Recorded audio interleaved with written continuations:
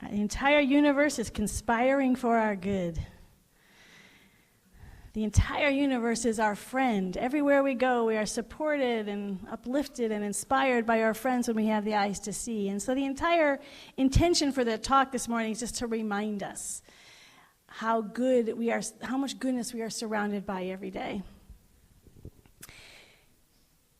Sometimes we don't see it because we forget to take a step back and breathe and let that infinite cosmic good pour through us. So we have friends who help us. I had a friend who helped me years ago. I would get all twisted up in my head about something, and he would say to me all the time, "Oh, Harriet, just forget them." Well, that was a PG version. You know what I'm saying. Just forget him. And there was something that just his adamancy, just forget him. It was just like, just stop with them. And just by letting it go, there becomes a space. There becomes a willingness to say, oh, my whole world isn't falling apart. It's fine. I just read a meme this week on Facebook, which is sort of the same idea, same language, but we'll change it. It said, there once was a woman, and she said, forget it. And she lived happily ever after. And I gave Jack a book that was on the bestseller list for a while called The Subtle Art of Not Giving a Hoot. What they're telling us is to let go. We can find so many ways to self-care. We can take a bath, we can go on a walk. But if our mind is still going 1,000,000 miles a minute, we're not going to actually be able to let in this new way of seeing. So we want to do the physical things, but we also want to give our mind a break, because our mind is where those habit patterns, these fears, this fear that something is against us, that something is trying to harm us, that we need to protect ourselves from something. So when we're self-caring, it's because we can feel like just the daily task, the things I'm supposed to be doing that I'm not doing, they're just going to beat me up. I'm going to get beaten up by something, and it's bad. And so I need to just relax for a minute and take care of myself and nurture myself. Because we want to do that, and we really want to continue to do the deep, intense work that there is nothing that is against us ever. There is nothing that is here to crush us and annihilate us and to tear us apart. That which owns us, the divine infinite love intelligence that is everywhere, in, through, and as all life, is always for us. It is always working for our good. And so when we get a chance to laugh, when we have a chance, so for me, one of the greatest self-care things is to laugh. Because when we laugh, we just suddenly, don't you know after you've laughed, you just know everything's fine? As my friend Julian of Norwich always said, all will be well. All will be well. Just no matter what's happening. I love when she was having her vision of Jesus and he's in the middle of being crucified in utter pain. She also experiences his laughter in the midst of it. So I find for me personally, and so I'm going to give you 3 invitations this week, and my first invitation is, when do you giggle? What makes you giggle? What makes your heart, it doesn't have to be rolling on the floor laughing. I'm just talking about just makes your heart giggle. Where do you start to feel playful? Where the energy just lightens up. I love in the reading today, Ernest Holmes talks about that as we begin to let go of the idea that we've made a mistake that's going to destroy us, that it will, as it gets healed, it's dissolved as if it never even happened. It dissolves into the nothingness from which we came, and we start to feel this lightness of being. We start to feel laughter. We start to feel joy. So when is that joy for you? So one of the things I'm looking forward to is Wayne Line is going to be bringing ecstatic dance into it. And for me, dancing is just this wonderful, I just feel this joy, this delight when I do it. And I know many of you do as well, because I've heard how excited other people are about the ecstatic dance. It's just a way to let go. But that's something I have to plan. It's going to be part of a schedule, which is wonderful, and I'm going to do it because it brings me great joy. What do you do what do you schedule into your life? And then what can we do on a little daily basis? One of the things that I've discovered for myself is little video YouTube clips that make me laugh. So I like them 5 minutes and under. So if I'm working on something or I just feel myself constricting, I just take a break, watch a 5-minute video that makes me giggle, that lightens my heart, and it's just a shift. It's like I can breathe again. Oh, all will be well. All will be well. And in fact, if I have time, I'll watch, I found a British TV show called Would I Lie to You? It's 28 minutes. It's silly. It makes me laugh. Jack and Julian always know when I'm watching it because I just start giggling away. And then I can go back to what I'm doing because I've had 28 minutes. There's no commercials on YouTube. Just press it. Easy. I can do it whenever I want it, especially when I'm getting all wrapped up in something. Take a break and laugh. So my invitation this week is, what makes you giggle? And are you actually pursuing that? Are you pursuing something in your life that makes you laugh, that just brings delight? And it doesn't have, like I said, doesn't have to be out loud laughing, but just brings a giggle to your heart. And is that something that you're inviting into your life on a regular basis? Because the universe is for us. It's not here to make us be in pain. It wants us to delight. The Spirit, Sri Aurobindo talks about that we know that we're in a right alignment when we just feel the delight of the universe, that this entire universe was created out of delight, out of bliss, out of joy. So every time we laugh, we just have a moment of giggle in our heart. We've just remembered who we are. We remember why we're here. We are in alignment with the entire cosmos of the universe. So this is really important to get serious about. Let's get serious about having some fun, right?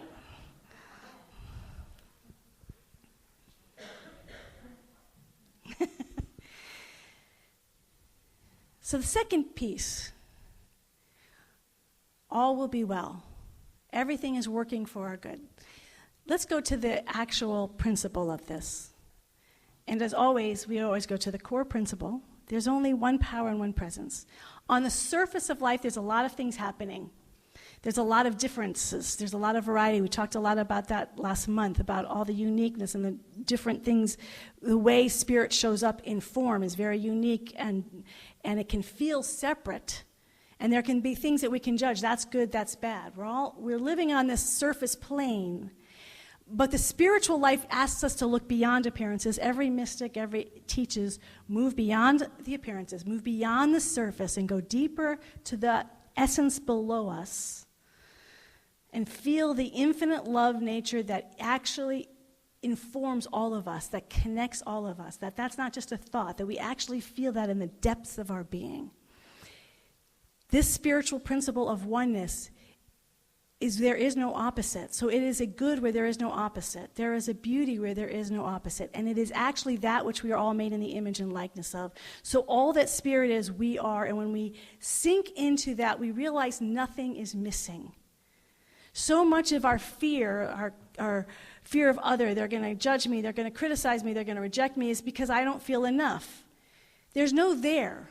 They're just an expression of my oneness. But the more I can sink into my always already wholeness, I'm saying but I mean every one of ours, the always already wholeness that is within each and every one of us, the more we can sink into that, we recognize that we've already have. Nobody can take anything from us because it's already been given and it's eternal. And the more we return to that awareness over and over and over, we feel less afraid of others because there is no other. It is all God. It's not like there's my good or my wholeness and then something else starts. My wholeness is everyone's wholeness. Everyone is a part of me. Everyone is a part of this good. So what do we do with situations that aren't good, that don't feel wonderful? That becomes a place where we become a house divided. Because now we have separated. We've said, that's bad, and this is good. It should be this, but it's not. It should be that. And we're in separation. And as soon as we're in separation, we're in pain. We're in suffering. Our job then is to, anytime we feel separation, is return to that centering place. Gary Simmons in his book, Eye of the Storm, talks about anytime we're in conflict, just to sink into that centeredness. Take time to breathe. When we get nervous or triggered, our breath becomes shallow and we can't see straight. So take a moment to let your breath move from the shallowness to the depth, to go deep, pray deep, give yourself some space, create an opening for the cosmos to move through, and allow new ways of seeing to pour through us. My favorite story on this is Joseph in the book of Genesis, because his brothers sold him into slavery. Seriously, his brothers sold him into slavery. I would be very upset if my brother sold me into slavery. I think I might hold some resentment, bitterness, revenge, anger.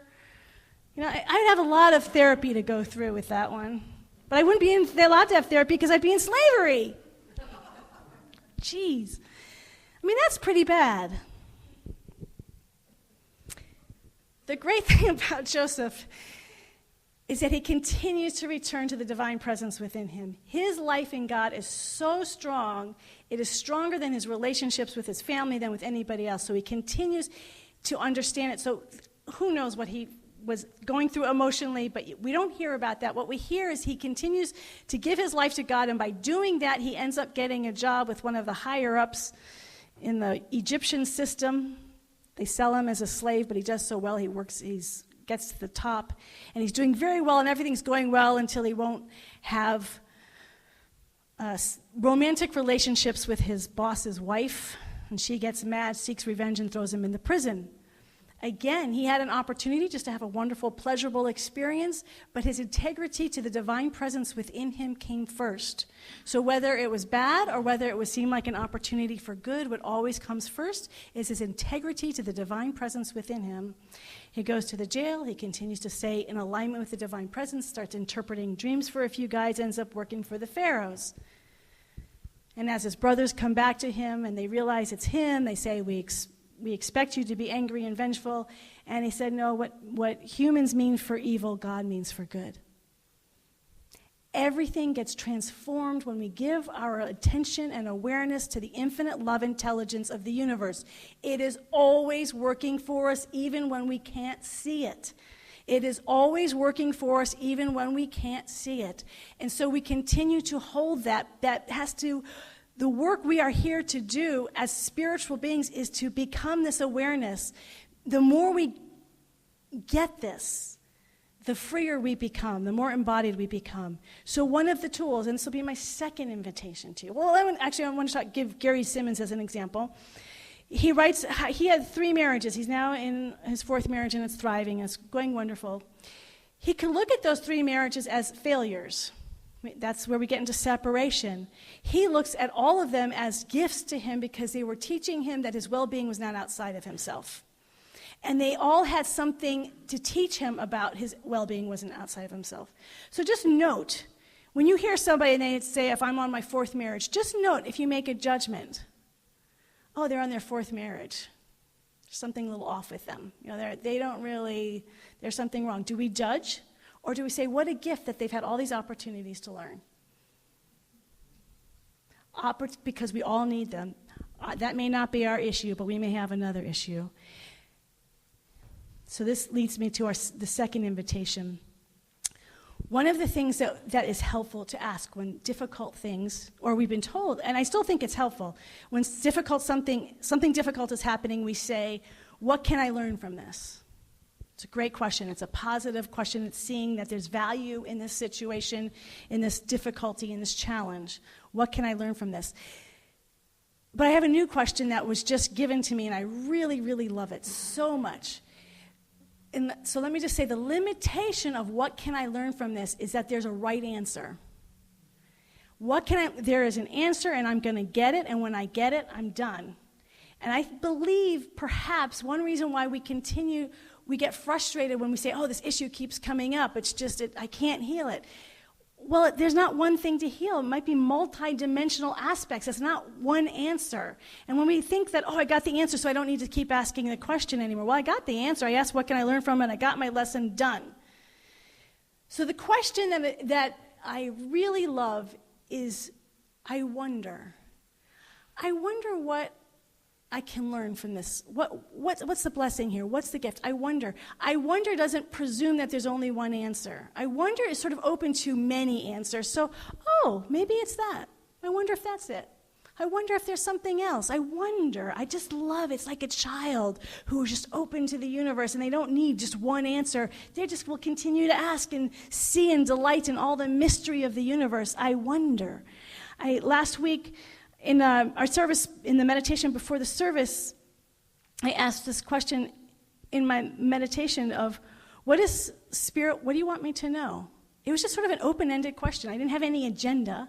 I wasn't trying to get anything specific. I was just sort of curious. What do you want me to be learning right now? I want to know. And didn't have any answer. And then the next day, I was reading, I'm reading more books than I'm used to. And I think it's because I'm in this particular area, I'm a little slow, so Spirit's given me a lot of books to read about it.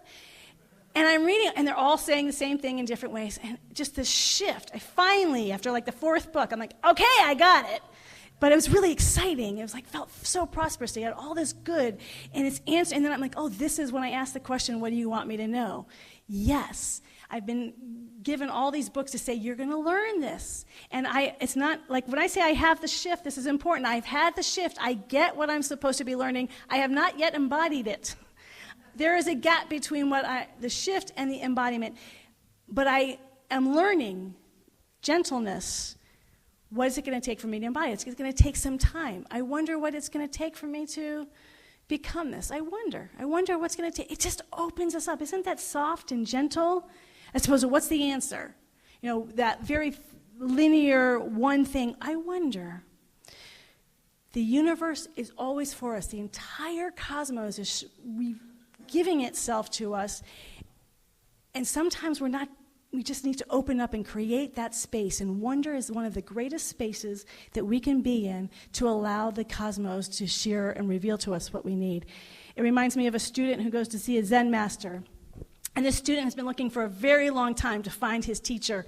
And he's so excited to find this Zen master. And he sits at the foot, and the Zen master gets a teacup out for him. And the student is just asking all these questions.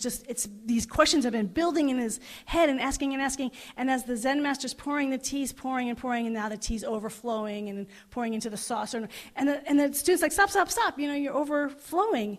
And the Zen master said, exactly, if there's no space to hear the answer, then you're just asking a lot of questions. We need to create space. And so things like laughing and giggling create space. Questions like, I wonder what the benefit opens and creates space. So we can think about it in very tangible terms in our life and cosmic, and it shows up cosmically, tangibly. Our car's in the last phase. We need a new car. Then I'm thinking, we actually really need two cars. So I can ask the question, I can do treatment, and we will put a prayer in the prayer request for new car. But at the same time, I'm just giving an example of how we can just do this in a very practical way. I wonder what it would look like to expand our financial prosperity. I wonder what it would look like to have new transportation. So just be in the inquiry, I wonder, without any definitive answer, not look. I guess what I mean by linear answers, I'm looking for an answer, like because then I'm trying to figure it out. I wonder is not me trying to figure it out, it's making myself available. I wonder what prosperity would look like, financial prosperity in the form of transportation would look like. So I'm going to start opening into that question. So you get that sort of a practical way to do that? What would my physical health look like? What would this relationship look like if it was operating well? I wonder what I can really expand into in this relationship, in this job that I have, in this whatever the issue is. So how can I giggle more this week? How can I incorporate giggling? And how can I use I wonder? That openness to see the oneness in all my life circumstances, including those that are difficult, so I'm not a house divided. Lastly, the invitation to recognize that everything is conspiring for our good, the universe is conspiring for our good, is to recognize how vast this universe is and how vast this goodness is. Last week, we talked a lot about the vastness of our world, that in fact, so much of our time, we identify ourselves with when we were born to when we die, and we focus on that. And so we'll say, oh, I've been working on this lesson for so long. No, our lives are so short. Our lives are a blip. When we start recognizing that there's just so much out there, we can open to that vastness of the cosmos in any moment and not hold to such a small identity, such a small awareness. And then amazing things happen. And everywhere we go, we see friends. We see friends that we've never met before. Strangers are not friends because we suddenly see the cosmos pouring through them. And they see us. You all experience that wherever you go. You just suddenly connect with someone, have a conversation. I went to Starbucks this morning. There's a lady who had a suitcase, and she's just sitting on the corner. And she's just being funny. She goes, yeah, I'm just sitting on the corner. Anyone who buys me a coffee, I'll go wherever you want me to go. I'm all packed and ready to go. She was just being funny, but we just had this wonderful banter. And then the next person I ran into said, oh, hi, how are you doing? I'm so blessed. I've never seen these people before, but we know each other.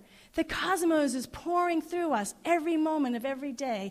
So we need to see it. The third point is to see the cosmic good, the way the universe is giving itself to us all of the time. And so that's the third invitation, is to recognize it. Recognize how you're seeing it right now. Recognizing it as you go through the day. How this cosmic good is always happening. So the I wonder question is to heal places of separation where we're seeing it. But also, the third invitation is just to see it now, all the good that is there. That's why we do gratitude lists. But those gratitude lists is something we stop and we write down. I'm inviting us to see it constantly throughout our day, this cosmic energy of good that is showing up in ways we can't even begin to imagine. I woke up, this is like a month or two ago, and I just woke up and I had this dream, but it was just sort of the end of a dream, where I was sort of in communication with a nun, and I was thinking maybe it was like a pen pal. Now, I have no connection with Catholicism or nuns. I'm like, well, how would that happen? So I just thought it would be cool, but I wasn't going to put any energy or effort into finding a nun to become friends with, or pen pal with. A couple of weeks later, I'm reading I have two favorite books that I read over and over, Mountain of Silence by Kyriakos Markides and Way of the Pilgrim. And I read them over and over because they feed me in a way other books don't. But I had this thought as I was reading Mountain of Silence again. I just read the highlights. I just prayed as I was reading. I said, I love this book, but I would really like to read another book that feeds me in the way this book does. And I have no idea what that is. But isn't there another way? Isn't there other books that can feed me in this particular way? That afternoon, I was scrolling through Facebook, and I follow someone. I don't know them, but I just like stuff that they write. And they recommended a book by Julian of Norwich about her 16 revelations of divine love. And she's the first woman writer in the English language. And I just saw that. I'm like, oh, okay, I'll get that. I just totally resonated with it. I ordered it. And then as I got the book and it's delivered to me, on the front cover is a nun. And it just dawned on me. I'm like, oh, that's like she looks like the nun that was in that dream. And as I'm reading her, I'm finding this incredible soul friend. And I just am so grateful. Now, what's interesting is how a conversation that Julian of Norwich had with God about how prayer works. Because she was asking, because her prayers were being answered in a way she hadn't expected. And what the divine presence told her is, I have a desire for you. So the infinite love intelligence, the universe, it has a desire for us. It puts that desire in our heart. And then we pray for it, thinking that we want it. And then it's manifested immediately because it's really God wanted us to want it, because it wanted to give it to us, and now we're available to receive it because we prayed for it. Isn't that awesome? And I think, oh, well, isn't that weird? Because I had the dream about a connection with a nun, and the next day, I don't make the connection, but as I'm reading this book, suddenly I'm praying to have a new book come along, and it's the book from this nun. It's almost like Spirit planned it. And I had nothing to do with it. I've been reading this book for 5 years, and I've never made that prayer, but suddenly I had that prayer. Where did that prayer come from? Where do the things that we long for come from? It comes from the universe. So everything is conspiring for us, our good. When we are connecting with the cosmos is giving us exactly what we need. So we desire that need. We desire it. We start praying for it, and it starts showing up in our life. And next thing you know, you're best friends with the 14th century hermit. You know, it's beyond time and space. If there's anything that I would love to invite us all into is, as we're doing these spiritual practices and applying them to our everyday life, giggling, bringing wonder to heal those places of separation, and at the same time just opening up to our vastness. We are so far beyond our body-mind identity. We are so far beyond just this small little human identity. We are cosmic beings in relationship with the cosmos. The entire cosmos is for us because it is us. There is no separation. We are all of it now, and when we continue to expand and see it everywhere we go, that we are living in this divine, timeless and spaceless cosmos every single day in the minutiae of the detail, we live in awe and wonder naturally. We live in that place of play and giggling naturally, because life is nothing but an extraordinary, joyful, playful place to be when we open our heart and our mind and our soul to our true identity. You with me on that? So remember what we're doing this week. We're inviting you to play, giggle, discover those things that make you giggle. It's different for everybody. What is it that makes you giggle? Feel that delight in your heart. Be in the question, I wonder, anytime we are experiencing other. Whenever we are experiencing conflict, I wonder. Let it be an open-ended question. Let the cosmos teach you. We don't need to know. Let the cosmos. It will answer. That I wonder question is a cosmic universal question that it wants us to ask that question. Play, giggle, I wonder, and give thanks for how the cosmos is showing up for your benefit every day, every minute of every day, all of the time, because we are the cosmos. Let's pray.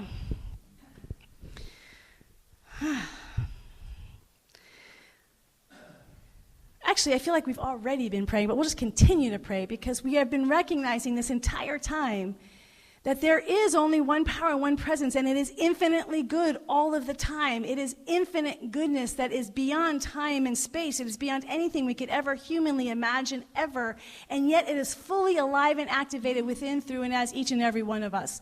That we are each and every one of us made in the image and likeness of pure, infinite, eternal nature. None of us has a beginning or an ending. None of us is limited to a time and a space, to a history. All that we are includes our own personal history and is so far beyond that. And it is such an incredible joy and delight to be able to hold that space for ourselves, for those we love, for the entire planet, those we haven't met yet, to know that this infinite love intelligence, this infinite cosmos that we are not in control of, that its goodness is is living and pulsating and dancing through our awareness in every moment, healing all those places of separation inwardly. Every time we are healing inwardly, we are impacting the entire earth, the entire universe. Those healings are touching because we are all one. Any place of separation, we are allowing and opening to that healing even now. We allow and welcome the infinite cosmos to be seen, to be felt, and to experience by our own conscious awareness here and now. And so I invite us in this awareness just to take a moment of stillness and to be with this infinite cosmic consciousness within our own being.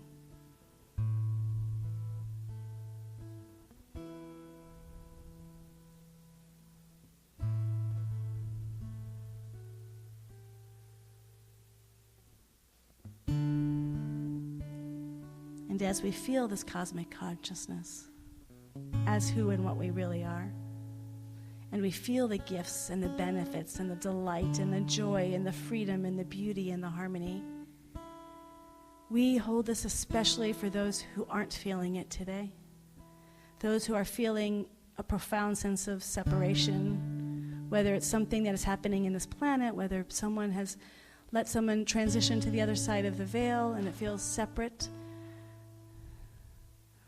Physical challenges, emotional challenges, mental challenges, life challenges, all over the planet.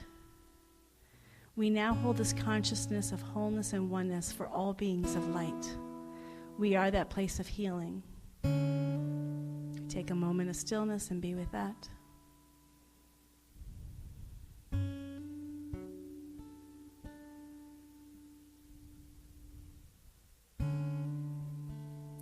We hold those places of wholeness and perfection for all four-legged and winged animals, for the planet itself, for any suffering that is being experienced. We hold this oneness, this wholeness for all life or all sentient life.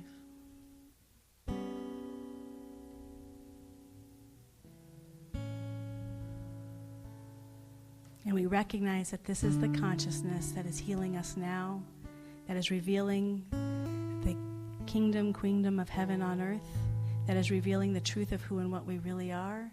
And we see and feel and know purity of light, the purity of joy everywhere we are. We are the lighthouse.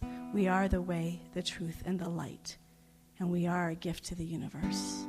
Thank you, infinite love intelligence, for being awake as each and every one in this room. Thank you, infinite love intelligence, for being a healing light through every vehicle that is in this room that can hear my voice. And in this awareness, we unify with all those people all over the planet who are also consciously aware of who and what they are. And we are collectively impacting this entire planet in this very moment. So there is a healing that's going on beyond our wildest imagination. For this healing that has happened even now, I just give thanks in awe, in gratitude, in joy, and in wonder. And deep abiding joy and everlasting peace, we release this word into the law of life, knowing that as it is spoken, it is truly already done. And I invite us all to say together, and so it is. Amen and amen. And so it is. And so it is. And so it is. Amen.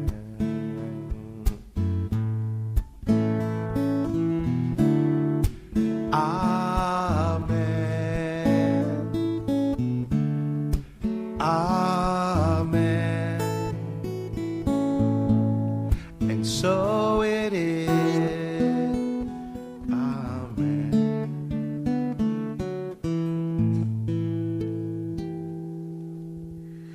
Amen and amen.